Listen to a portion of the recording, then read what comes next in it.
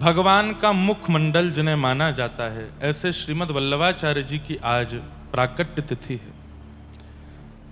जिन महाप्रभु वल्लभाचार्य जी की कृपा से हम सबको नवनीत प्रिय यानी कि लड्डू गोपाल जी की सेवा प्राप्त हुई, जिनकी कृपा से श्रीनाथ जी प्रकट हुए, जिनकी कृपा से जो हमारे घरों में हम ठाकुर जी की बाल भाव से सेवा करते हैं, वो सेवा जिनकी कृपा से प्राप्त हुई, ऐसे भगवान के मुखमंडल को वैश्वानराय कहा जाता है। उन्हीं का ही जो अवतार हैं श्रीमद् वल्लभाचार्य जी महाराज, आज उनका प्राकट्य दिवस है। वर्तमान छत्तीसगढ़ की भूमि में चंपारण्य करके स्थान है, रायपुर के पास में, वहां महाप्रभु जी का प्राकट्य हुआ था। गत वर्ष जयपुर की भक्तमाल कथा में, हर वर्ष एक कथा जयपुर में करते हैं भक्तमाल की, जन्माष्टमी के आसपास, तो महाप्रभु जी का चरित्र पूरा कहा था। आज ही के दिन उनका प्राकट्य हुआ, जिन्होंने सुंदर भगवान की स्तुति गाई, मधुराष्टकम। अधरम मधुरम वदनम मधुरम मधुराधिपते अखिलम मधुरम। गोपी मधुरा गावो मधुरा, यष्ट मधुरा सृष्टि मधुरा, मधुराधिपते अखिलम मधुरम। वल्लभ कुल संप्रदायाचार्य श्रीमद् वल्लभाचार्य जी महाप्रभु, आज उनका प्राकट्य दिवस है। उनके प्राकट्य दिवस की आप सब वैष्णवों को खूब खूब बधाई हो, हमको भी दो बधाई हो। जिनकी कृपा से गुजरात प्रांत में, महाराष्ट्र प्रांत में, राजस्थान प्रांत में भक्ति जन जन तक पहुंची। ये जय श्री कृष्ण बोलने का जो प्रथा आई ना हम लोगों में, ये भी महाप्रभु जी की कृपा, श्रीमद् वल्लभाचार्य जी महाप्रभु। श्रीमद् वल्लभाचार्य जी महाप्रभु का ऐसा स्वरूप था, पूरा चरित्र तो मैं नहीं सुनाऊंगा। वो प्रत्येक दिन ब्रह्म संबंध देते थे और बिना ब्रह्म संबंध किए कुछ पाते नहीं थे। ब्रह्म संबंध मतलब गुरु दीक्षा। रोज एक व्यक्ति को ब्रह्म संबंध देना यह उनका नियम था।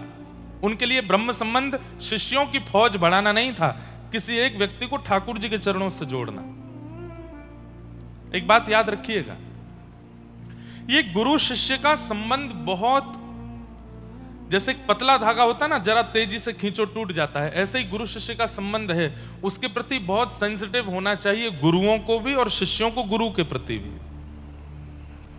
आजकल गुरु शिष्य संबंध इसलिए मनाए जाते हैं ताकि गुरुजी अपनी फौज बढ़ा सकें, खूब सारे मेरे शिष्य हैं ये दिखा सकें, और शिष्य सबको बता सके कि इतने फेमस मेरे गुरुजी हैं। इसलिए गुरु शिष्य सब चलता है। इतना सरल नहीं है गुरु शिष्य संबंध, इसलिए हम हमेशा दीक्षा नहीं देते। हमने एक नियम रखा है कि कभी कभी देंगे, जब अपने लाल जी आज्ञा करेंगे तभी दीक्षा देंगे। इस बार 1, 2, 3 मई नासिक में दीक्षा का क्रम है। श्रीमद् वल्लभाचार्य महाप्रभु अपने समस्त शिष्यों के साथ में एक बार भ्रमण कर रहे थे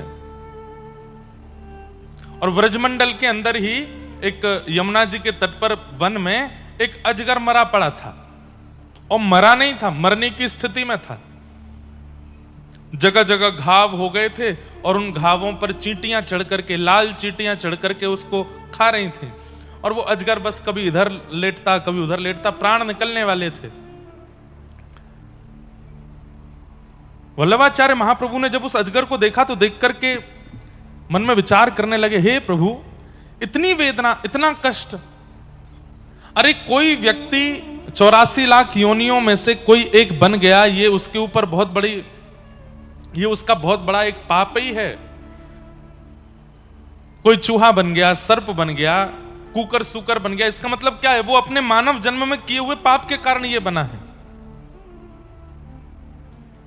पहले से ही वो पाप का भोग रहा है अजगर बन के, उसके बाद इतनी वेदना उसको क्यों दी जा रही है?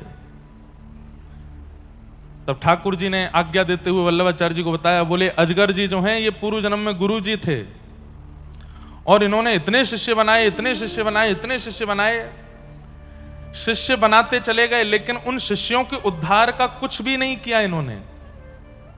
केवल शिष्य बना करके अपनी फौज इकट्ठी करते गए दिखाने के लिए, देखो मेरे कितने शिष्य हैं, और उन शिष्यों से बस समय समय पर धन लेते रहे, गुरु पूजा करा करके उनसे दक्षिणा लेते रहे। कभी उन शिष्यों को भगवत प्राप्ति कराने की भावना इनके चित्त में नहीं आई, इसलिए ये मर करके अब अजगर बने हैं। और ये जितनी भी चींटियां हैं, इनके शिष्य ही चींटी बन करके आए हैं, अब इनके मांस को खा रहे हैं, निकाल निकाल के इनके सब भीतर से सब कर रहे हैं। बोले गुरुदेव, पिछले जन्म में हमको शिष्य बना करके ठाकुर जी से नहीं मिलवाया, हमसे खूब दक्षिणा ऐंठते रहे, तो इस जन्म में वो गुरु जी अजगर बने, शिष्य ही चेंटा बने। श्रीमद् वल्लभाचार्य जी महाप्रभु को इतनी दया आई चित्त से, उन्होंने उसी समय मरणासन अजगर को ब्रह्म संबंध दिया, दीक्षा दी, और दीक्षा देकर के उसको तुरंत सदगति प्रदान की। ऐसे श्रीमद् वल्लभाचार्य महाप्रभु, आपके महाराष्ट्र की तो, पंढरीनाथ भगवान की तो इतनी बड़ी कृपा रही उनके ऊपर। जो लोग वल्लभ कुल में संबंधित होंगे उन सबको पता है, जहां कहीं भी रुक करके श्रीमद् वल्लभाचार्य जी महाराज भागवत जी का पाठ करते थे, वहीं उनकी बैठक जी बन गई। भारतवर्ष में अनेक उनकी बैठक जी, महाप्रभु जी की बैठक कह करके लोग संबोधित करते हैं। पंढरपुर में चंद्रभागा नदी में जब आप स्नान करेंगे तो पल्ली पार आपको महाप्रभु जी की बैठक दिखेगी, सफेद रंग से लिपी हुई है। वहां श्रीमद् वल्लभाचार्य महाप्रभु बैठ करके ठाकुर जी का स्मरण कर रहे थे। दर्शन करने के लिए जब गए और जैसे ही तटी पर भुजा रखे श्री विठ्ठल भगवान का दर्शन किया, इतने भाव विभोर हो गए दर्शन करके, इतने आनंदित हो गए कि 24 घंटे निकल गए अपने समाधि स्थान पर बैठे बैठे, और वहीं बैठे बैठे पंढरीनाथ भगवान का स्मरण करते रहे। कैसी रूप झांकी है, कैसे सुंदर नेत्र हैं, कैसी सुंदर नासिका है, कैसी सुंदर अदा है ठाकुर जी की। ठाकुर जी को चिंता हो गई, 24 घंटे से मेरा स्मरण कर रहे हैं, क्यों चिंता क्यों हुई? बंधुओं, कई भक्तों को ठाकुर जी चाहते हैं कि ये संसार में ना फंस के केवल मेरा स्मरण करके अपना उद्धार करे, पर कई भक्तों के प्रति ठाकुर जी चाहते हैं कि संसार में जाए और संसार में जाके मेरी भक्ति का प्रचार करे। कई प्रचारक के रूप में आते हैं और कई उद्धारक के रूप में आते हैं। बहुत ध्यान से सुनिएगा। कई भक्तों से ठाकुर जी की इच्छा होती है कि ये जाकर के मेरा प्रचार करें, जैसे हम भी उसमें ही आते हैं। ठाकुर जी ने हमको प्रचार में लगा रखा है, बोले ना सोओगे ना खाओगे ना पियोगे, बस प्रचार में लगे रहो। लेकिन कई लोगों को ठाकुर जी नहीं चाहते कि तुम संसार के रहो, बस एकांत में बैठे रहो, मेरा स्मरण करो। तुम्हें प्रचार नहीं करना, तुम्हें अपना उद्धार करना है। तो उद्धारक और प्रचारक दो प्रकार के भक्त ठाकुर जी चुनते हैं। वल्लभाचार्य महाप्रभु से ठाकुर जी को उद्धारक की इच्छा नहीं है, प्रचारक की इच्छा है। वल्लभाचार्य महाप्रभु बैठ करके स्मरण कर रहे थे, वहीं पंढरीनाथ भगवान प्रकट हो गए चंद्रभागा नदी के उस तरफ। और जैसे ही प्रकट हुए ठाकुर जी को देख करके अति आनंदित हो गए। आनंदित होकर के जय हो भगवान, बड़ी कृपा है। हमारे महाराष्ट्र की भूमि के और वारकरी संप्रदाय के अति विशिष्ट महापुरुष और उनके सुपुत्र और उनके पौत्र सब यहां पधारे हैं, बड़ी कृपा है। जय हो।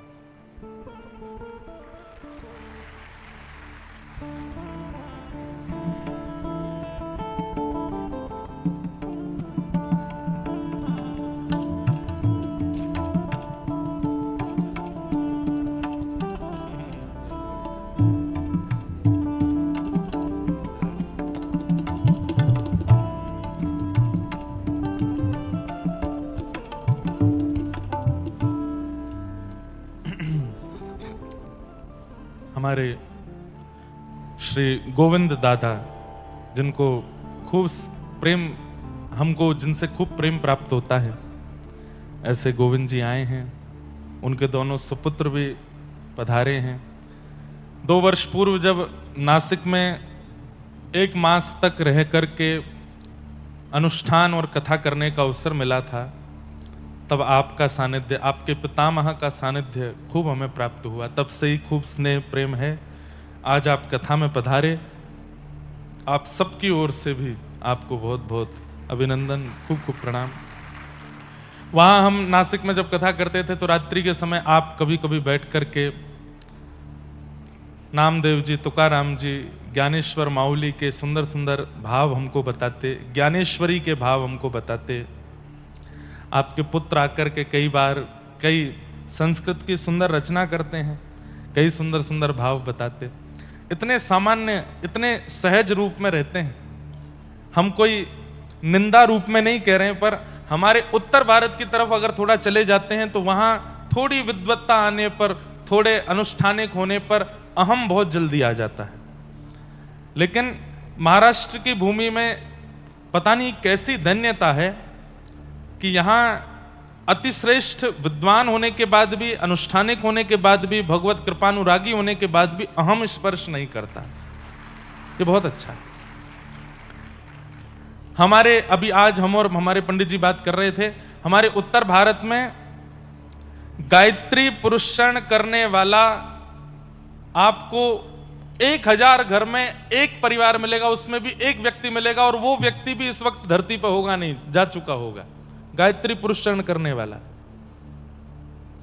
लेकिन एक ऐसा परिवार है आपका जहां दादाजी, पुत्र और तीनों पौत्र सबने गायत्री पुरुषण किया है, और 16-16 महीना रह करके नासिक में गायत्री पुरुषण किया है। अद्भुत है। लेकिन उसके बाद भी कितने सहज हैं, सरल हैं, सौम्य हैं, अति विद्वान होते हुए भी सरलता। ये प्रमाण है कि ठाकुर जी प्राप्त या तो हो चुके होंगे, बता नहीं रहे होंगे, या होने वाले होंगे। तभी सरलता है, तभी सहजता है। आपको बार बार प्रणाम करते हैं, बार बार वंदन करते हैं। तो हम निवेदन कर रहे थे कि श्रीमन वल्लभाचार्य महाप्रभु जब पंढरपुर गए, आज महाराज जी, महाप्रभु जी की जयंती है, महाप्रभु जी का प्राकट्य है, तो उन्हीं की चर्चा कर रहे हैं। तो पंढरपुर जब गए तो पंढरपुर में जाकर के पंढरीनाथ भगवान का दर्शन करके इतने भाव विभोर हो गए कि आप चंद्रभागा तट पर बैठे बैठे ना सोए हैं, ना खाए हैं, ना कुछ कर रहे हैं, बस 24 घंटे से बस रुदन करते हुए भाव समाधि में बैठ करके पंढरीनाथ भगवान के उस कृपा में स्वरूप का चिंतन करते जा रहे हैं। ठाकुर जी को चिंता हो गई। क्यों? बोले भैया ये मेरा चिंतन करते करते इतने भाव में चले जाएंगे, इतने ज्यादा और ज्यादा वैराग्य और ज्यादा त्याग और ज्यादा विरक्ति की स्थिति में आ जाएंगे, और मुझे तो इनसे बहुत प्रचार करवाना है भक्ति का। तो ठाकुर जी प्रकट हो गए। प्रकट होकर के कहा, वल्लभाचार्य महाप्रभु क्या बात है, आप इतने भाव? बोले नाथ आपका कैसा करुणामय स्वरूप है पंढरपुर में। पंढरीनाथ भगवान कैसे खड़े हैं? दोनों भुजा कटी पर धारण करके खड़े। इसके पीछे कई भाव बताए जाते हैं। उसका एक भाव हमको गोविंद काका ने ही बताया था, बहुत सुंदर भाव। क्या भाव? कि भाई जब हम किसी नदी में स्नान करने जाते हैं तो हम अपने बड़े को बोलते हैं कि आप थोड़ा उतर करके देखो पानी कितना गहरा है। तो बड़ा आदमी जो तैरना जानता हो वो पहले उतरता है और उतर करके बता देता है, यहां तक है, यहां तक है, यहां तक है। या डूबता है तो पूरा हाथ डुबा करके बोलता है, भाई इतना गहरा पानी है, संभल के आना। मानो जैसे ही व्यक्ति पंढरपुर जाता है और श्री पंढरीनाथ भगवान का दर्शन करता है तो श्री पंढरीनाथ भगवान इशारा करते हैं, बाकी दुनिया के लोगों के लिए संसार सागर बहुत गहरा है, पर जो मेरे सामने खड़ा उसके लिए इतना ही है, इससे ज्यादा नहीं है। यही भाव बताए थे ना आप, उसके लिए इतना ही गहरा है। मतलब जो पंढरपुर नहीं गया है, जिसने पंढरीनाथ भगवान को नहीं देखा है, जो उनकी शरणागति नहीं कर पाया है, ये संसार सागर इतना गहरा है उसके लिए कि डूब जाएगा वो। लेकिन जैसे ही पंढरीनाथ भगवान का दर्शन करते हैं, ठाकुर जी इशारा कर देते हैं, तू चिंता मत कर, जो मेरे सामने खड़ा है इतना ही है, बस डूबेगा नहीं। एक भाव। दूसरा भाव, पंडरीनाथ भगवान अपने कमर पर, कटी पर हाथ धर के मानो हमें इशारा करते हैं कि भाई इस संसार रूपी सागर से बचना है तो कमर से नीचे की इंद्रियों को संभाल लो, बस तुम समझ जाओगे। ये कमर से नीचे जो तुम्हारा अंग है उसको अपने वश में रख लो, उसको विचलित मत होने दो, ये संसार सागर तुमको डुबा नहीं पाएगा। इसलिए ठाकुर जी कमर पे हाथ धर के खड़े हैं। दो भाव। तीसरा भाव, प्रतीक्षा। हम ठाकुर जी के सन्मुख जाते हैं, ठाकुर जी प्रतीक्षा कर रहे हैं और मानो जैसे हमारे आते ही बोलते हैं मैं तेरी ही बाट निहार रहा था, और बाट निहारने वाला ऐसे ही खड़ा रहता है, तो कितने दिन लगाए मेरे पास आने में, मैं तेरे लिए ही खड़ा हूं। चौथा भाव, पंढरीनाथ भगवान ये रक्षात्मक भाव भी है, ये प्रतीक्षा का भाव भी और रक्षात्मक भाव भी है। रक्षात्मक कैसे? बालक की स्कूल में लड़ाई हो जाए बच्चों के साथ, तो बालक जब घर लौट के आता है वो बच्चे उसके पीछे पीछे भागते हैं, तो वो अपनी मां के पास जाता, मां देखो बचाओ बचाओ बचाओ। तो मां क्या करती है, उस बालक को पीछे खड़ा करके स्वयं आके खड़ी हो जाती है और उन बच्चों से कहती क्या बात है, इसने हमारी पेंसिल चुराई, इसने हमारी रबड़ फेंक दी, इसने हमारी कटर कर दी, इसने हमारा पेन तोड़ दिया। तो मां सामने रक्षात्मक भाव से आगे खड़ी होती है, बच्चे को पीछे खड़ा कर देती है, बोले तू यहीं खड़ा रहे, इनको मैं देखती हूं। मानो हमारे जीवन में जितने पाप हैं, जितने संताप हैं, जितने कष्ट हैं, वो सब हमारे साथ पंढरपुर जाते हैं, लेकिन जैसे ही हम पंढरीनाथ भगवान के सामने जाते हैं, पंढरीनाथ भगवान तू इधर आके पीछे खड़ा हो, ये जितने तेरे पाप आदि ये जो तुझे सता रहे हैं इन सबको मैं देखता हूं, तू पीछे खड़ा हो जा। हाँ भाई क्या बात है, एक काम तुम इसको सता रहे हो, ए पाप इसका पीछा कर रहे हो, ए क्रोध चल निकल यहां से, देख नहीं रहा मैं खड़ा हूं साथ में। मतलब सीधी बात, पंढरीनाथ भगवान को देख करके ये मत कहो कि मेरे जीवन में बहुत दुख है, ये मत कहो कि मेरे जीवन में बहुत दारिद्र है, ये मत कहो कि मेरे जीवन में बहुत कष्ट है। कष्ट दुख दारिद्रों को कह दो मेरे जीवन में पंढरीनाथ हैं, सोच समझ के आना हमारे पास। रक्षात्मक भाव, कमर पर हाथ धर के व्यक्ति तब खड़ा होता है, बोले रुक जा तू यहां खड़ा हो, मैं देखता हूं इसको। रक्षात्मक भाव। अनेक भाव हैं पंढरीनाथ भगवान के, बस उसी रूप का दर्शन करके वल्लभाचार्य महाराज भावुक हो गए। आप कितने दयालु हैं नाथ। पंढरीनाथ भगवान बोले अच्छा है आप हमारा रूप देख के आनंदित हो रहे हो, हमारी एक आज्ञा मानोगे? बोले क्या? विवाह कर लीजिए। वल्लभाचार्य महाप्रभु बोले कैसी बात कर रहे हैं आप, मैं तो आपको देख करके सब छोड़ना चाहता हूं, सब त्यागना चाहता हूं, सब छोड़ करके बस आपकी स्मृति में रहना चाहता हूं, और आप यहां आकर के विपरीत बात कर रहे हैं। मतलब वही बात कि जीव में पानी आ रहा था खीर खाने के लिए, लेकिन किसी ने आकर के दही खिला दी। कितना अजीब लगे। मीठा खाने का मन हो, मीठा खाने का भाव हो, अब मन में तो इच्छा थी कि भाई तुम हमारे लिए पूरन पोली बना के लाना, पूरन पोली मीठी होती है, और हम पूरी रात प्रतीक्षा करते रहे कब सुबह होगी पूरन पोली आएगी, लेकिन सुबह जब थाली में परोसा गया तो पूरन पोली नहीं थी, आलू का पराठा था। कितना विचित्र लगे मन को। पानी की प्यास लगी हो, कोई दूध पिला दे, कितना विचित्र लगे। तो वही स्थिति वल्लभाचार्य जी को हुई कि मैं तो यहां सब छोड़ करके हरि भजने को आया हूं, आपकी स्मृति और आपके चिंतन में रहना चाहता हूं, और आप मुझे उसी संसार में दोबारा लगा रहे हैं। आप आज्ञा कर रहे हैं कि तुम्हें ब्याह करना है। सब लोग इधर देखो, ध्यान से सुनो।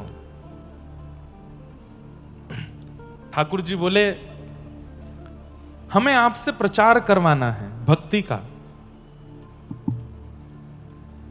हमें आपसे प्रचार करवाना है, इसलिए कृपा करके आप विवाह कीजिए।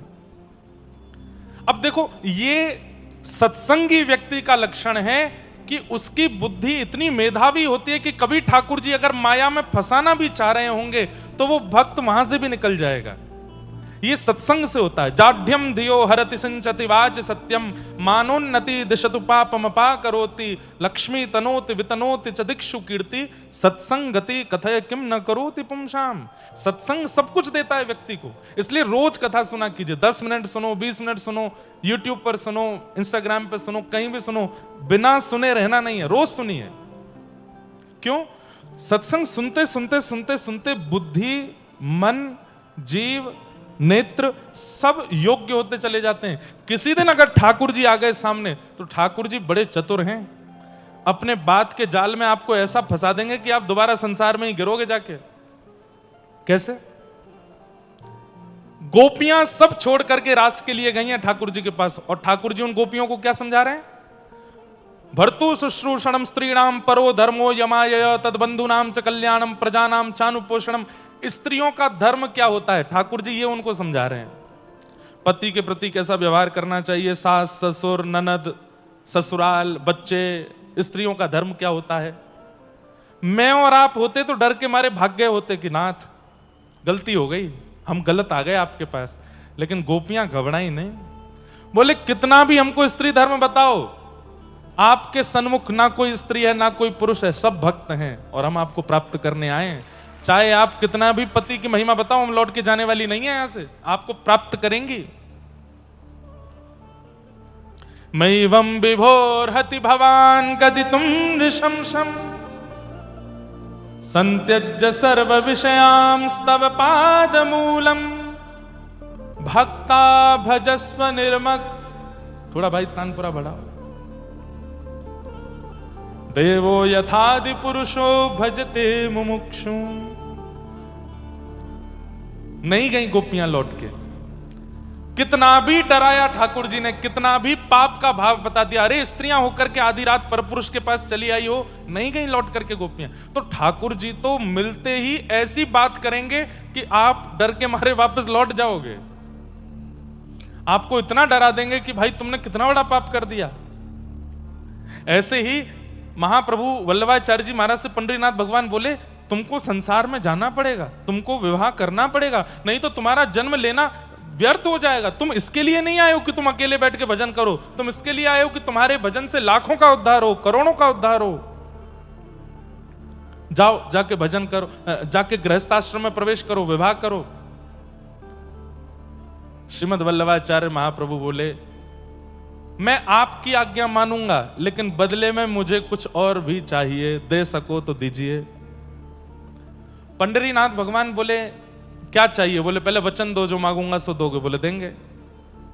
बोले मैं विवाह तो करूंगा, लेकिन फिर पुत्र के रूप में आप ही आइएगा मेरे यहां पर, पुत्र के रूप में आप आइए। मैं कभी कभी जब ये भक्त चरित्र सुनता पढ़ता हूं तो मैं सोचता हूं, अगर मैं होता तो मैं नहीं बोलता। ठाकुर जी ने कह दिया तुम जाके विवाह करो, तो हम तो विवाह ही करते और कुछ नहीं कहते ठाकुर जी से। अब भाई ठाकुर जी कह रहे हैं, एक बात हम एक्स्ट्रा क्यों बोले अपनी तरफ से। लेकिन ये सत्संग का प्रभाव है कि वो ऐसी मेधावी बुद्धि प्रदान करता है कि ठाकुर जी भी अगर कहीं आपको कुछ आज्ञा कर रहे हैं तो उनसे क्या चर्चा करनी है, ये सत्संग सिखाता है। भगवान बोले, हमारे जाल में हमको ही फंसा दिया, हमें पुत्र रूप में लेकर के क्या करोगे महाप्रभु जी। तब वल्लभाचार्य महाप्रभु कहते हैं, मुझे मेरे मन पर भरोसा नहीं है। विवाह के बाद पत्नी में आसक्ति होती है, फिर संतान होने के बाद पुत्र पुत्री में आसक्ति होती है, लेकिन यदि पुत्र होने के बाद वह पुत्र भगवान ही होंगे तो उनके प्रति आसक्ति भी भक्ति बन जाएगी। इसलिए आप ही पुत्र बन के आओ। मैं संसार में रह नहीं सकता, मैं तो आप में ही प्रेम भी आपसे करूंगा, आसक्ति भी आप में करूंगा, क्रोध भी आप पे करूंगा, सब कुछ आपसे। इसलिए आप मेरे पुत्र बन के आओ। भगवान ने हृदय से लगा लिया वल्लभाचार्य महाप्रभु को और आज्ञा दे दी, मैं आपका पुत्र बन के आऊंगा। और श्रीमद् वल्लभाचार्य जी के पुत्र के रूप में गोसाई श्री विठलनाथ जी का अवतरण हुआ। उनका नाम ही विठलनाथ रखा। विठलनाथ जी जिन्होंने ठाकुर जी के श्रृंगार, राग और भोग, इन तीन सेवाओं का प्रतिपादन किया। ठाकुर जी का श्रृंगार कैसा होना चाहिए, सबसे पहले धराधाम पर श्री विठलनाथ जी ने बताया। ठाकुर जी की भोग सेवा कैसी होनी चाहिए, ये विठलनाथ जी ने बताया। ठाकुर जी के सामने कौन सा राग गाना चाहिए, कैसे पद गाने चाहिए, ये भी विठलनाथ जी ने बताया। आज पूरा विश्व जिस सेवा प्रणाली का पालन कर रहा है, उसमें बहुत बड़ी कृपा श्री विठलनाथ जी की। कूलर बंद हो गए क्या हैं? अच्छा तो लग रहा है, वैसे शांति हो गई। आप लोगों को गर्मी लगेगी वो बात अलग है, पर मंच पर क्या बढ़िया शांति से हो गई है। अब ज्यादा पंखा मत करिए, आप ऐसे बैठे रहो, थोड़ा तप करो कथा में, तप जाओ। आपको लग रहा होगा हम एसी में बैठे हैं इसलिए बोल रहे हैं, हमारे एसीओं के भी चल नहीं रहे, ये भी बंद हैं। सीधी बात, तोहे मोहे नाते अनेक, मानिए जो भावे, जो त्यों तुलसी कृपालु, चरण शरण पावे।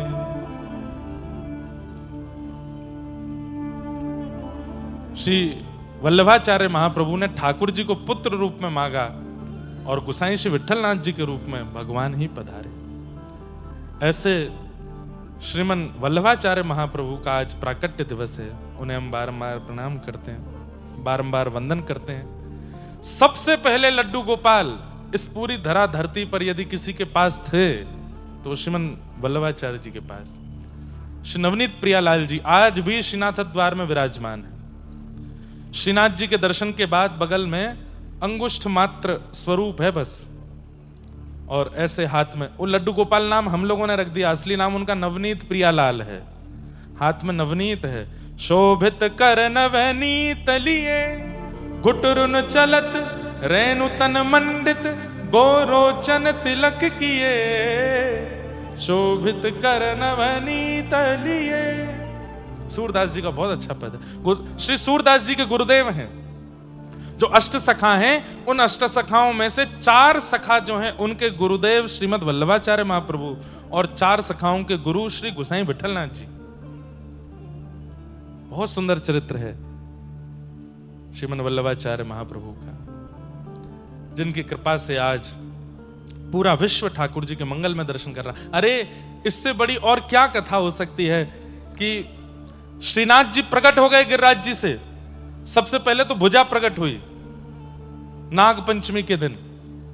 नाग पंचमी के दिन ठाकुर जी की भुजा प्रकट हुई। कैसे? एक सद्दू पाने नाम के एक ब्रजवासी थे गिरिराज जी में, उनकी बहुत सारी गैया थी। उनमें से एक गाय ऐसी थी जिसके दुग्ध में से अद्भुत सुगंधी आती थी, और उस गाय का दूध सद्दू पाने किसी को नहीं देते थे। अपने घर की सेवा, घर के ठाकुर जी की सेवा घर के लोगों को ही देते। अब कुछ दिनों से क्या होता है कि वो गाय जब चरने के लिए जाती हैं तो सुगंधित दुग्ध देने वाली गाय, वो जब लौट करके चर के आती है तो उसका थन से दूध निकालते हैं तो दूध है ही नहीं, निकल चुका है, किसी ने काढ़ लिया हो। सद्दू पाने जी ने विचार किया मैं पीछे जाके देखूं तो इसका दूध कौन निकाल लेता है। आपने जब उस गाय का पीछा किया तो देखा कि वो गाय गिरिराज पर्वत की एक विशेष जगह पर जाकर के अपने थनों से संपूर्ण दुग्ध प्रवाहित कर देती है। जैसे ही आपने उस स्थान को झांक के देखा तो वहां श्रीनाथ जी की भुजा निकालने लगे तो ठाकुर जी ने आज्ञा कर दी, अभी नहीं, मैं समय आने पर बाहर आऊंगा। और ठाकुर जी फिर एक दिन श्रीनाथ जी के रूप में वहां से प्रकट हो गए। प्रकट होने के बाद कुछ ब्रजवासियों को श्रीनाथ जी की लीला दिखती थी। कभी गिरिराज जी पे बच्चों के संग खेल रहे हैं, कभी कुछ कर रहे हैं, कभी कुछ कर रहे हैं, ऐसे सब लीला करते थे। सद्दू पाणी जी ने कहा, नाथ मैं आपके लिए कुछ प्रसादी बनवाया करूं, आपको भूख लगती होगी। ठाकुर जी बोले, हम कुछ नहीं पाएंगे, केवल तुम्हारी इस गैया का दूध पिएंगे। कब तक नहीं पाएंगे? बोले, मेरे प्राणनाथ श्रीमद वल्लभाचार्य जी महाराज जब तक गिरिराज जी नहीं आएंगे तब तक मैं दूध पीऊंगा, पयव्रत करूंगा। भक्त ने ठाकुर के लिए पयोव्रत किया हो ये तो सुना होगा, पर ठाकुर ने भक्त के लिए पयोव्रत किया, दूध पर रहे ठाकुर जी। और कितने वर्षों तक श्रीनाथ जी केवल दुग्ध पान करते रहे। एक समय आया, श्रीमद वल्लभाचार्य जी महाराज अपने समस्त शिष्यों के साथ जब गिरिराज जी पहुंचे, सद्दू पाणी ने देखा इतनी भीड़ आ रही है, कौन महापुरुष आ रहे हैं। तब किसी ने बताया, बोले अरे श्रीमन वल्लभाचार्य महाप्रभु आ रहे हैं। वल्लभाचार्य नाम सुनते ही अरे अरे अरे ये नाम तो पहले सुना है, अरे हमारे यहाँ गिरिराज जी में एक ठाकुर प्रकट भयो, वह ठाकुर ने इनको नाम लेके कही जब ये आवेंगे तब वो अन्न पावेंगे। सद्दू पाणी दौड़ करके वल्लभाचार्य जी के पास गए, बोले भगवान हमारो ठाकुर आपकी प्रतीक्षा में भूखो विराज रो है, केवल दूध पी के रह रो है, आप कृपा करके वाकू अन्न खवाओ। जैसे ही वल्लभाचार्य जी आए, सद्दू पाणी ने हल्ला करके कहा, अरे जय जय, अरे श्रीनाथ जी देखो आपके प्राण प्रियतम श्रीमद वल्लभाचार्य जी आए हैं। गिरिराज शिखर के ऊपर ठाकुर जी खड़े हैं और नीचे तलेटी में वल्लभाचार्य महाप्रभु खड़े हैं। यहां से ठाकुर जी ने वल्लभाचार्य जी को देखा, वल्लभाचार्य जी ने ठाकुर जी को, दोनों दौड़े और श्री गिरिराज जी की मध्य शिलाखंड में आपने एक दूसरे का आलिंगन किया। ठाकुर जी को हृदय से लगा के महाप्रभु जी बहुत रोए। आपने अन्न नहीं पाया, बोले आपकी प्रतीक्षा थी, अब आप आ गए हो, अब आप आ गए हो, अब पाएंगे। तब पहली बार श्रीमद वल्लभाचार्य महाप्रभु ने अन्नकूट सिद्ध करा करके अन्नकूट कराया ठाकुर जी का। ऐसे महाप्रभु वल्लभाचार्य जी के प्रिय श्रीनाथ जी, ऐसी सब लीला। तो ऐसे महाप्रभु जी का आज प्राकट्य हुआ, उन्हें बारंबार प्रणाम करते हैं और आप सब भक्तों को, आप सब श्रोताओं को महाप्रभु जी के प्राकट्य की बधाई देते हैं। ठाकुर जी ऐसी कृपा करें, उन जैसी भक्ति हमारे चित्त में आवे कि ठाकुर जी हमसे भी रीछें। आज कई सारे प्रश्न आए हैं, उनमें एक प्रश्न है कि जब मैं नाम जप नहीं करता था, मन माने आचरण करता था, सिर्फ मंदिर भी कभी कभी जाता था, तब मेरे काम भी होते थे, व्यापार भी चलता था, कोई अपमान भी नहीं करता था।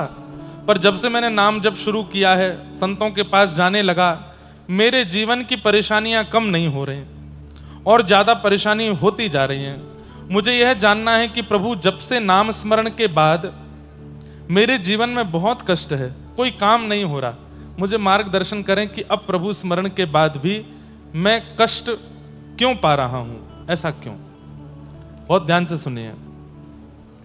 पहली बात तो, पेट में दर्द हो और आप सिर दर्द की दवाई खाओगे तो पेट दर्द कैसे ठीक होएगा? नाम जप कष्ट दूर करने के लिए नहीं, भगवत प्राप्ति के लिए होता है। आपने नाम जप चुना ही गलत कार्य के लिए है। संतों के पास जाना, कथाएं सुनना, नाम जप करना, ये इसलिए थोड़ी कर रहे हैं कि हमारे जीवन में कष्ट नहीं आवे। ये इसलिए कर रहे हैं कि चाहे जितने कष्ट आए, ठाकुर जी हमें आपको पाना है। अच्छा, हमें एक नाम बता दो, मीराबाई, क्या जीवन में कष्ट नहीं था? श्री सुदामा जी महाराज, क्या जीवन में कष्ट नहीं था? गौरवबा काका आपके महाराष्ट्र के, क्या जीवन में कष्ट नहीं था? जनाबाई, क्या जीवन में कष्ट नहीं था? संत श्री तुकाराम जी महाराज, उनकी पत्नी ही विपरीत थी उनसे। नाम जप करने से, कथा सुनने से कष्ट की निवृत्ति नहीं होती है। ये संसार दुखालय है, भागवत में लिखा है दुखालयम शाश्वतम, और दुखालय में दुख ही मिलता है। भोजनालय में भोजन मिलता है, पुस्तकालय में पुस्तक मिलती है, कार्यालय में कार्य होता है, विद्यालय में विद्या अध्ययन होता है, ऐसे ही दुखालय में दुख सहा जाता है। उस दुखालय में आपको सुख कैसे मिलेगा? इसलिए आप ये सोच करके नाम जप कर रहे हैं कि मेरे जीवन के सारे काम स्मूथ हो जाएं, तो सबसे पहले तो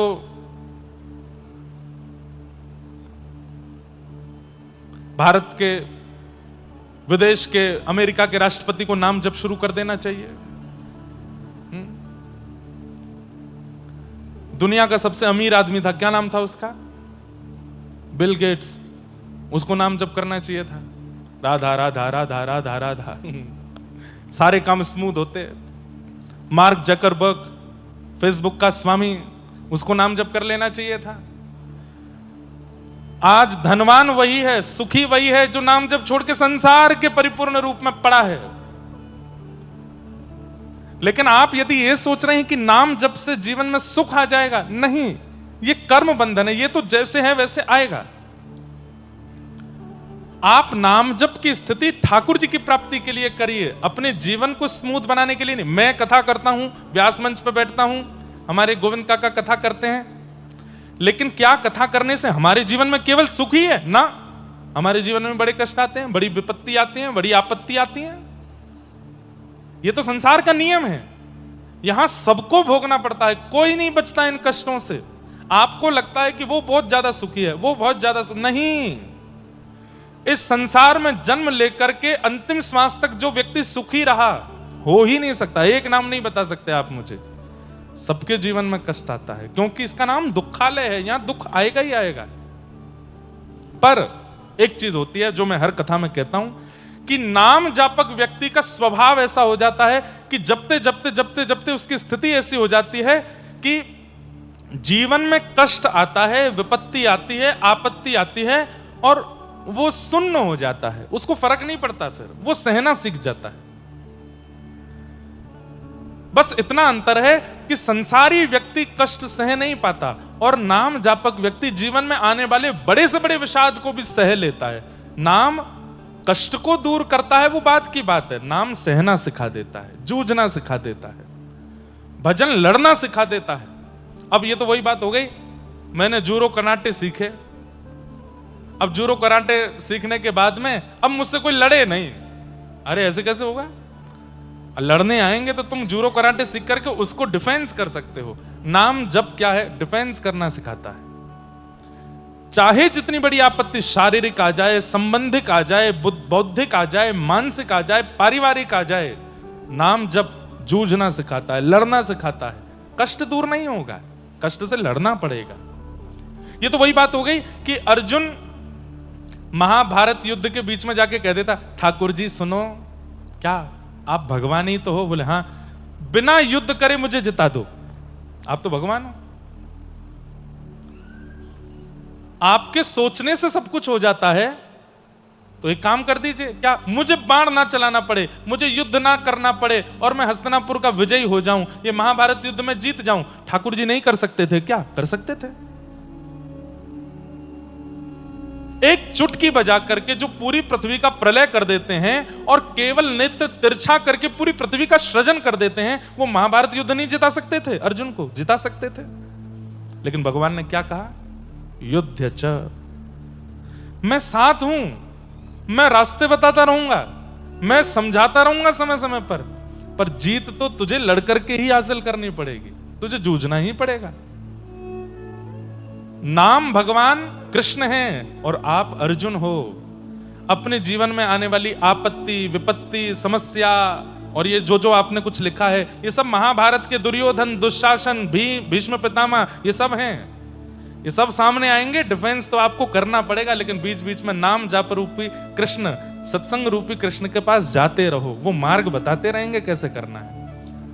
सब स्मूथ हो जाए ऐसा कभी नहीं होगा, और ये सोच के अगर भक्ति के मार्ग में आए हो तो वापस लौट जाओ ना। दीन कहे धनवान सुखी, धनवान कहे सुख राजा को भारी, राजा कहे महाराजा सुखी, महाराजा कहे सुख इंद्र को भारी, इंद्र कहे चतुरानन को सुख, ब्रह्म कहे सुख विष्णु को भारी, तुलसी दास विचार कहे हरि भजन बिना सब जीव दुखारी। हरि स्मरण तो करना पड़ेगा। अब इतनी जोर से एसी चल गए भैया हमारे, ओ भैया देवताने के नीचे करो थोड़ी बहुत देर में हम उड़ के पुणे पहुंच जाएंगे। तो समझ में आ गया उत्तर? दूसरा प्रश्न है किन्हीं का?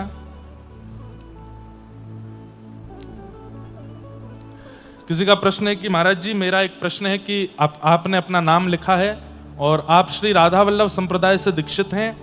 मेरे गुरुदेव जी का नाम पूज्य प्रेमानंद जी महाराज है, उनके नियमों का मैं सब पालन करता हूं। उन्होंने कहा कि एकादशी व्रत श्री राधा वल्लभ संप्रदाय में पालन नहीं किया जाता है, पर मैं बचपन से एकादशी व्रत का पालन करता था, पर मैं कभी दीक्षित हूं, तो अभी क्या करूं? अब देखो, आप दीक्षा लेने से पहले भी ठाकुर जी की सेवा करते हैं, लेकिन दीक्षा लेने के बाद आप अपने गुरु की आज्ञा से सेवा करने लग जाते हैं। सीधी बात है कि भाई कन्या विवाह से पहले भी रहती थी, विवाह से पहले भी श्रृंगार करती थी, लेकिन विवाह के बाद उसके श्रृंगार में बदलाव आ जाता है कि अब उसको एक सौभाग्यवती नारी की तरह श्रृंगार करना पड़ेगा, मांग में सिंदूर लगाना पड़ेगा, गले में मंगलसूत्र पहनना पड़ेगा, नित्य पति को प्रणाम करना पड़ेगा, नित्य सास ससुर आदि सबको सम्मान देना पड़ेगा। अब वो तो वही बात होगी, महाराज जी हम तो विवाह से पहले अपने मायके में भी खूब 10-10 बजे सो के उठते थे, यहाँ पे 8 बजे उठना पड़ता है, 7 बजे उठना, ऐसे कैसे चलेगा विवाह के बाद करना तो पड़ेगा ना। दीक्षा भी विवाह है, आपको अपने गुरु की आज्ञा माननी पड़ेगी। हमारे वृंदावन में श्री राधा वल्लभी परंपरा और श्री हरिदासी परंपरा में एकादशी व्रत नहीं होता, और उसके पीछे कारण क्या है? उसके पीछे कारण यह है कि कल दशमी थी और कल हमने ठाकुर जी को अन्न का भोग लगाया और वह अन्न बच गया, तो आज एकादशी के दिन हम उस अन्न को क्यों नहीं पा सकते? क्योंकि वो अन्न थोड़ी, वो तो प्रसाद है ठाकुर जी का, आज भी तो हम उसको पा सकते हैं। और दूसरी बात, राधा वल्लभीय परंपरा और हमारी हरिदासी परंपरा में ठाकुर जी के सुख का विचार किया जाता है। एकादशी व्रत अपने उद्धार के लिए होता है और राधा वल्लभी परंपरा और हरिदासी परंपरा में अपने उद्धार का विचार नहीं किया जाता। हमारे प्रिया प्रियतम राजी रहें, उनको बढ़िया बना के पवाएंगे, उनको बढ़िया आनंद कराएंगे, उनके बढ़िया निकुंज रस में सुख घोलने का। हम सहचरी हैं, हम दासी हैं, हम सखी हैं, हम अपने सुख का विचार कैसे कर सकते हैं? हम तो उनके सुख का विचार करेंगे। इसलिए इन दो परंपराओं में एकादशी व्रत नहीं होता। अब यहां एक कथा और आती है, जगन्नाथपुरी में भी एकादशी नहीं होती। एक बार श्रीमद वल्लभाचार्य जी महाराज जगन्नाथ भगवान का दर्शन करने गए और जैसे ही ठाकुर जी का प्रसाद भात, वहां तो भात ही पाते हैं, भात मिला तो महाप्रभु जी ने हाथ में भात ले लिया, पाया नहीं। क्यों? एकादशी है। ठाकुर जी ने टोका, महाप्रभु जी प्रसाद पाओ। हाँ हाँ ठाकुर जी अभी पाता हूं ना। महाप्रभु जी प्रतीक्षा कर रहे थे कि द्वादशी लगे तब तक ये हाथ में ही रहे, द्वादशी लगते ही इसी से पार ना करूंगा। ठाकुर जी मन की बात समझ गए, बोले मैं आवश्यक नहीं हूं, मेरा प्रसाद जरूरी नहीं है, एकादशी जरूरी है।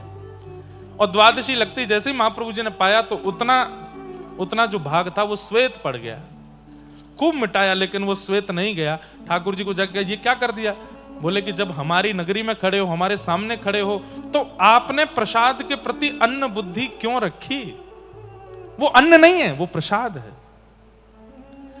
इसलिए आपको पाना पड़ेगा। तो राधा वल्लभी परंपरा, हरिदासी परंपरा और तीसरा जगन्नाथपुरी में एकादशी व्रत का नियम नहीं है। आपको अपनी गुरु आज्ञा माननी चाहिए। गुरु अगर कह रहे हैं तो फिर उसी भाव से रहना चाहिए।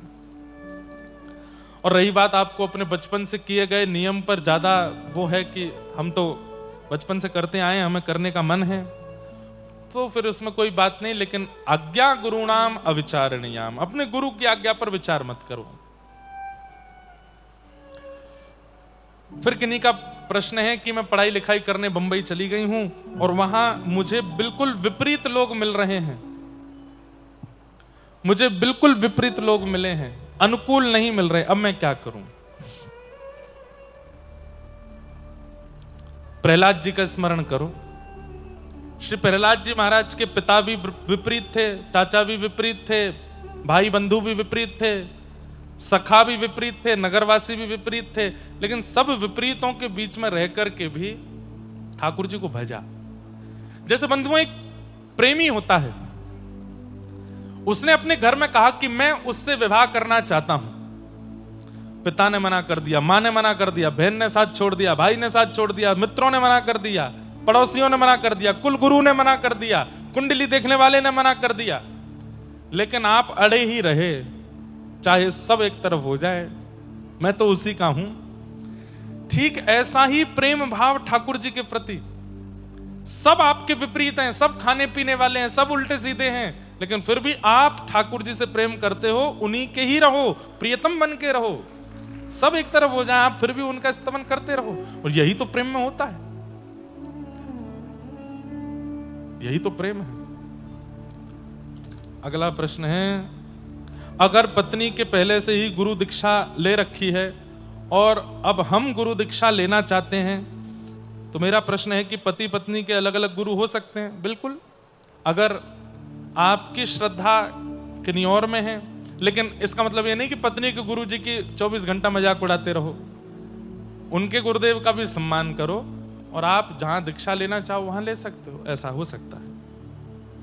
तो इस प्रकार ये सारे प्रश्न आज आए थे, सबको हम प्रणाम करते हैं, कोई रह तो नहीं गया, बस यही सब भाव थे, सबको वंदन करते हैं और आज की मंगलमय कथा में प्रवेश करते हैं। बोलो वृंदावन बिहारी लाल की जय।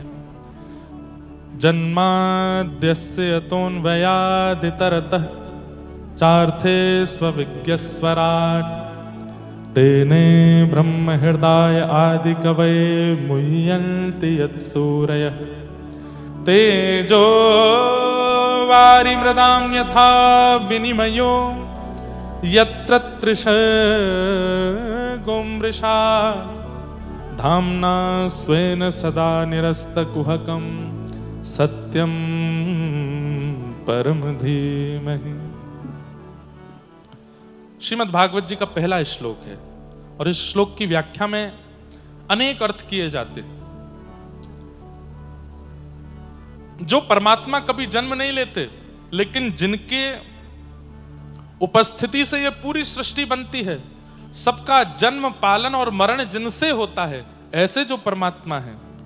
चार्थे स्वविज्ञ स्वराट, जो अविज्ञ हैं, अनविज्ञ नहीं है, सब जगह जिनकी स्थिति है और सब जो जानते हैं। तेने ब्रह्म हृदय आदि कवि, आदि कवि ब्रह्मा के भी हृदय को जो ज्ञान प्रदान करते हैं, पूरे ब्रह्मांड को बनाने वाला ब्रह्मा है, उस ब्रह्मा को भी जो ज्ञान देते हैं, ऐसे जो परमात्मा है। बड़े बड़े देवताओं को भी जो अपने ऊपर मोहित करके रखते हैं। पृथ्वी जल अग्नि वायु आकाश जिनके अधीन रहती है। यत्र त्रिशर्गो मृषा, ये पूरी सृष्टि जो कि अमृष है, अमृष मतलब मिथ्या, लेकिन जिनकी कृपा से ये सत्य सी प्रतीत होती है। ये संसार झूठा है। कैसे? अभी ज्यों-ज्यों गर्मी बढ़ रही है, आप लोग सब हाईवे पर चलते हो तो देखते होंगे कि रोड पर कभी कभी ऐसा लगता है दूर से कि पानी है, लेकिन जैसे ही आप पास पहुंचते हैं तो वो पानी अंतर्ध्यान हो जाता है। वो सूर्य की किरणों से ऐसा लगने लगता है कभी कभी कि वहां पानी है, लेकिन वहां पानी नहीं होता। और कई बार ऐसा भी होता है कि कहीं कहीं लगता है कि यहाँ थल है, पानी नहीं है, लेकिन जब समीप पहुंचते हैं तो देखते हैं वहां तो दलदल है, पैर गड़ गए हमारे। कई बार घास ऐसी होती है कि उसको देख के लगता है यहाँ तो हम खेल सकते हैं। जैसे कूदते हैं तो वहां तो खूब कमर कमर तक पानी हो जाता है, दलदल में घुस जाते हैं। ठीक वैसे ही कई बार जल में थल का, थल में जल का हमको भ्रांति होती है। ठीक वैसे ही ये संसार मिथ्या है, ये सब स्वप्नवत है। मैं भी एक स्वप्न हूं, आप भी एक स्वप्न हो, आपके अगल बगल में माता पिता भाई बंधु पत्नी बच्चे सब स्वप्न हैं, सब मिथ्या है, लेकिन उन वो सत्य हैं, इसको बनाने वाले सत्य हैं, इसलिए सब सत्य से प्रतीत होते हैं। मृत्यु जब हो जाती है ना व्यक्ति की, एक बात बहुत ध्यान से सुनिए, इधर देखो। मृत्यु होने के बाद जिस व्यक्ति की मृत्यु हुई है वो किस स्थिति में चला जाता है? अगर गुरु कृपा और ज्ञान उसको मिला होगा तो मृत्यु के बाद वो बहुत जोर से हंसता है। क्यों हंसता है? हे भगवान, 80 वर्ष तक मैं इस पूरे मिथ्या जगत में था, इसको अपना मान रहा था, उसको अपना मान रहा था, इसको ये अपना, ये पराया, इससे दुश्मनी, इससे मित्रता, ये सब चीज में मैं लगा था। बहुत हंसता है और हंस करके अपने आप को कोसता है, ये जन्म भी तुमने गवा दिया। अरे ये सब मिथ्या है, सांचे केवल और केवल मेरे ठाकुर जी थे। एक सूरदास जी का पद है, मैंने बहुत दिनों से नहीं गाया है, आज गाता हूं। राग केदार। चलो, नरसिंह मेहता को ये राग भगवान ने दिया था और कहा था कि ये राग मुझे इतना प्रिय है, कोई भी इस राग को गाएगा तो मैं तुरंत वहां प्रकट हो जाऊंगा। चलो प्रकट करते हैं ठाकुर जी को। आप में से गाना किसको आता है, नहीं गाना आता है, ये हमें नहीं जानना।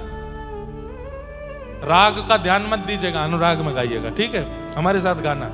और महाराष्ट्र में, गुजरात में और साउथ के लोग तो गाते अच्छा ही हैं, ताल वाल में तो गा ही लेते हैं, लेकिन गाइएगा मेरे साथ। हाँ, राग केदार है, लेकिन पद हमारी बात से संबंधित है कि संसार मिथ्या है। सूरदास जी कह रहे हैं, मन पंछी उड़ जई है जा दिन, मन पंछी उड़ जई है, मन पंछी उड़ जई है जा दिन, मन पंछी उड़ गई। हमारे गोविंद काका की पुत्री, इनके 3 पुत्रों ने भी पुरुषण किया। इनकी पुत्री इतना सुंदर गाती हैं, इतना। जब हम नासिक में अनुष्ठान कर रहे थे तब आती थी और अभंग सुनाती थी। कभी तुकाराम जी का, नामदेव जी का, जनाबाई का। मुझे मराठी समझ बिल्कुल नहीं आती, पर पता नहीं क्यों मेरी आत्मा को इतना सुख मिलता है, मेरे रोंगटे खड़े होते हैं अभंग सुनते समय। तो मैं ऐसा मानता हूं पूर्व जन्म मेरा महाराष्ट्र में ही हुआ होगा, और महाराष्ट्र में तप करके, जप करके, भजन करके, यहाँ के सब आप लोगों के विद्वत जनों की कृपा प्रसादी से इस जन्म में ब्रजवासी बन गए। और केवल ब्रजवासी नहीं बने, ब्रजवासी बनकर के कथा सुनाने लगे, ठाकुर जी की रसमयी वाणी सेवा करने लगे। हम पूरे भारत में जाते हैं, लेकिन पता नहीं महाराष्ट्र के प्रति एक अलग आकर्षण है, और यहाँ की जो अभंग है, यहाँ की जो ठाकुर जी की सेवा, भक्तों के भाव है, वो अद्भुत है। बहुत सुंदर गाती हैं वो। आप लोग गाओ मेरे साथ। श्री सूरदास जी कह रहे हैं, मन पंछी उड़ जाई है जा दिन, मन पंछी उड़ जाई है, मन पंछी उड़ जाई है जा दिन, मन पंछी उड़ जाई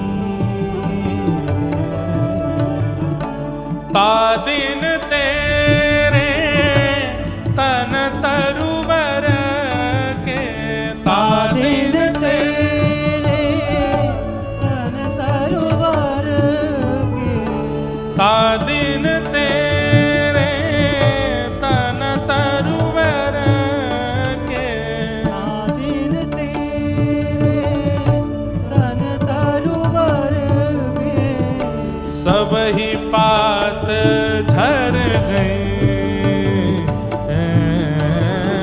सब ही पात झड़ जाई, मन पंछी उड़ जाई है जा दिन, मन पंछी उड़ जाई, मन पंछी उड़ जाई है, मन पंछी उड़ जाई। जिन लोगन से नेह करत है, जिन लोगन से नेह करत है, जिन लोगन से नेह करत है, जिन लोगन से नेह करत है, सो देख डर जाई, सो देख डर जाई। बिन गोपाल को नहीं अपनो, बिन गोपाल को नहीं अपनो, हे बिन गोपाल को नहीं अपनो, बिन गोपाल को नहीं अपनो, जासों की रति रही, जासों की रति रही, मन पंछी उड़ जाई है जा दिन, मन पंछी उड़ जाई, मन पंछी उड़ जाई है जा दिन, मन पंछी उड़ जाई। ओ मन पंछी उड़ जाई है जा दिन, मन पंछी उड़ जाई।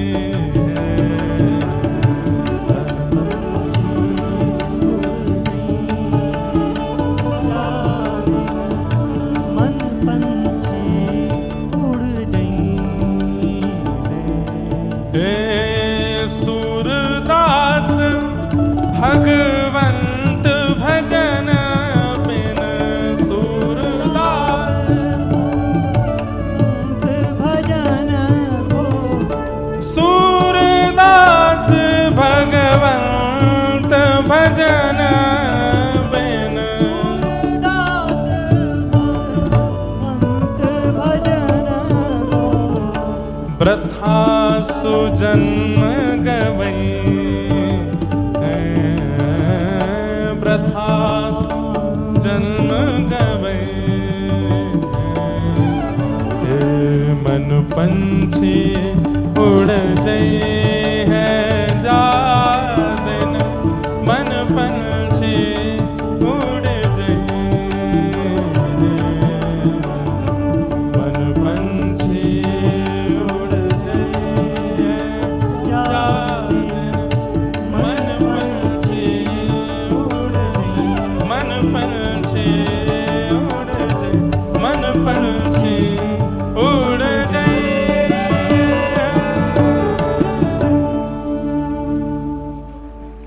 वाह, आपने तो ऐसे ताली बजाई जैसे हमको स्टेज परफॉर्मेंस करने वाले आए हों। हम तो कथा सुना रहे हैं, गाते रहेंगे बीच बीच में, हम ताली बजाएं ऐसा काम करो। आप भी गाओ। सूरदास जी क्या कह रहे हैं? तादिन तेरे तनु तरवर के सबई पात झर जई हैं। कई सारे लोगों को तो इसका अर्थ ही नहीं समझ में आया होगा। सूरदास जी कह रहे हैं जिस दिन मन पंछी उड़ जाएगा उस दिन क्या होगा? बोले तन रूपी वृक्ष के जितने पत्ते हैं सब झड़ जाएंगे। आंख में देखने की जो शक्ति है, कानों में सुनने की जो लालायत है, नाक में जो ग्रहण की शक्ति है, जिह्वा में जो स्वाद की शक्ति है, ये सारी शक्तियां झड़ जाएंगी जिस दिन मन पंछी उड़ जाएगा। जा प्रियतम सो प्रीति घनेरी सो देख डर जई हैं। अरे प्राण निकल जाने के बाद में मरा हुआ प्रियतम का शव भी भयानक लगता है, उसको देखने का मन नहीं होता। कैसी प्रीति! अरे अभी रोड पर यदि कोई जानवर मरा हुआ हो हम बगल से निकल जाएंगे, लेकिन एक मानव मरा हुआ पड़ा हो तो नहीं जा सकते, घूम के जाएंगे। क्यों? पहली बात तो उसको देख के डर लगेगा, दूसरी बात कहीं बगल से निकल गई, इसकी आत्मा चिपट गई तो दूर से निकलते हैं। किसी की शव यात्रा भी जा रही होती है तो लोगों में ऐसी भ्रांति होती है, भाई आगे वाले से चलो, यहां से नहीं जाना। क्यों? कभी हमारे मन में ये नहीं आता ये जानवर मरा पड़ा, इसकी आत्मा लिपट गई तो हमें पता है कि वो नहीं तंग करेगा। तंग करना मानव का ही स्वभाव है, वो प्रेत बनने के बाद भी तंग करता है। जा प्रियतम सो प्रीति घनेरी सो देख डर जई हैं। अरे वो प्रियतम जिसके साथ 7 फेरे लिए उसकी मरणासन अवस्था हमको भयानक लगने लगती है, भयभीत लगने लगता है मरा हुआ प्रियतम भी। वो प्रियतम कैसा? कौन है जिसकी हर स्थिति हमको सुख देती है? केवल गोपाल जी। वो चाहे हमें वृक्ष के पास मिल जाएं, चाहे घर में मिल जाएं, चाहे गली में मिल जाएं, चौबारे मिल जाएं, स्वप्न में मिल जाएं, दिन में मिल जाएं, रात में मिल जाएं, उनसे कभी भय नहीं लग सकता। जिससे कभी भय ना लगे वही तो अपना है। बिन गोपाल को नहीं अपनो, जासों की रति नहीं है। सूरदास भगवंत भजन बिन वृथा सुजन्म गवई। क्यों फालतू में अपना जन्म गवा रहे हो? ठाकुर जी का भजन करो, हर क्षण उनका स्मरण करो। तो संसार मिथ्या है, लेकिन मायावी है, लेकिन हमको सत्य जैसी लगती है। हमें इंपॉर्टेंस लगने लगता है, कमाना है, खाना है, बनाना है। केवल आपको नहीं बोल रहा हूं, मैं खुद को भी बोल रहा हूं ये बातें। लेकिन ये हमको सत्य जैसी प्रतीत क्यों होती है? क्योंकि संसार को बनाने वाले परमात्मा परम सत्य हैं। ऐसे परम सत्य उन परमात्मा को हम प्रणाम करते हैं। सत्यम परम धीमहि, हम सब प्रणाम करते हैं। वो परमात्मा सत्य है, इसलिए सब सत्य सब प्रतीत होता है। लेकिन ये संसार सत्य है नहीं। क्या है? एक प्रकार से संसार एग्जामिनेशन है हम सबका। अच्छा,